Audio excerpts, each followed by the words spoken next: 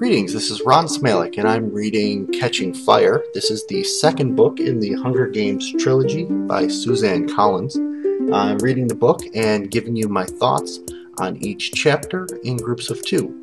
Hope you enjoy.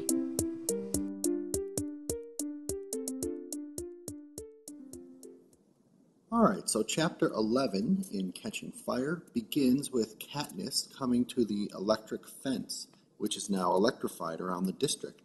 So obviously she was let out on purpose, and the peacekeepers electrified the fence while she was out to try to trap her from getting back in.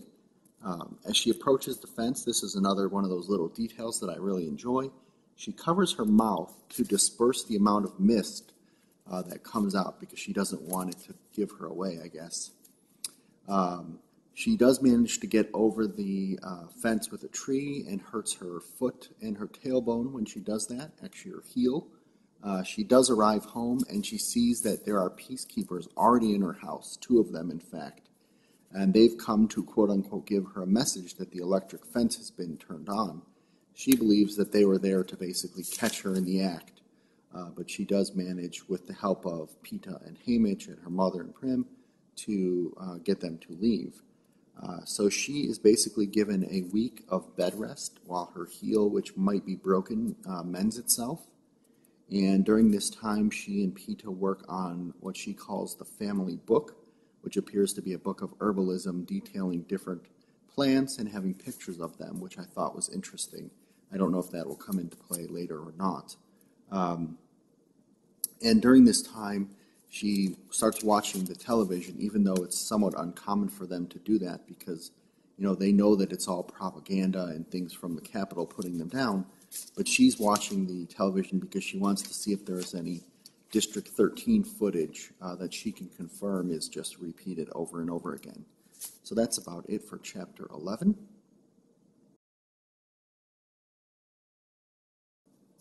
Chapter 12 opens up immediately after that. She is done with her bed rest, and her prep team arrives. It's actually about 3 weeks earlier than she had planned to have them arrive for her bridal photos. She hears, from the prep team that the quote-unquote weather has been bad in District 4 and that they haven't been able to get seafood for a few weeks. And she knows that this is actually because of the uprising. So she tries to get other information from them subtly on what other goods and services may be lacking in the capital. And she does learn that electronics from District 3 and fabrics from District 8 are both in high demand right now. When Cinna arrives, he may or may not believe that the scar on her face actually came from, which is her excuse of falling on the ice. But he proceeds to put her makeup on without drawing any attention to it. And then Katniss goes looking for a confidant that she can explain everything that happened after the electric fence incident.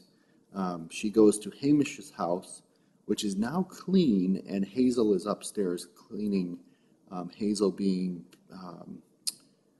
Gale's mom, which I thought was slightly interesting. Katniss mentioned someone at this point named Ripper, saying that Ripper is back in business, and I don't remember if we've heard of Ripper before, so I'm not sure who that is. I'm wondering if that's some sort of black marketeer guy, smuggler or something like that. Haymitch and Katniss go for a walk where they're able to talk about, what rumors they can share. Haymitch basically updates her that he believes District 7 and 11 are also uprising, and they have a quick discussion that, unless everyone in District 12 rises up together, they will have no chance in winning because they're such a small district. Prim comes home from school, lets them know that there is some mandatory TV programming going to be on tonight. So everyone, of course, wonders what that will be about. And one thing that we find out during that program, which I thought was interesting, is that the 6 wedding dresses that Katniss had tried on have been photographed and have been put up on TV for public voting, which, it's interesting that the poor girl doesn't even get to choose her own wedding dress. It's all part of a big spectacle. And then comes an event called that Katniss's mom calls the reading of the card. And I wasn't exactly sure what this was, but it was very quickly made clear that President Snow basically reads a reminder of what has happened in the last two quarter quells. So at the 25-year anniversary of the revolutions being defeated by the Capitol, all of the districts had to vote for who they wanted the tribute to be as opposed to a random lottery. And at the 50th anniversary, that was the last quarter quell that Haymitch won, each district had to send two tributes, or two sets of tributes instead of one. And so, everyone's wondering, okay, what's going to be read from the card for this year? At this point, Katniss's mom makes a mention of someone named Maisily Donner, who was in the last quarter quell with Haymitch. Of course, she did not win, and so, Katniss is curious, even more curious now, what happened to Haymitch during that quarter quell. And of course, President Snow, this was a very welcome surprise for me because I was hoping this would happen. If you heard what I said a couple episodes ago around the expectations for this book, he reads that the 75th anniversary basically is going to prove that even the strongest of the districts is no match for the Capitol, and so the tributes are not going to be chosen by random lottery, but will have to be chosen from the existing victors. So in District 12, we know that Haymitch and Peeta are the two male victors, so it's going to be either Haymitch or Peeta, or maybe both.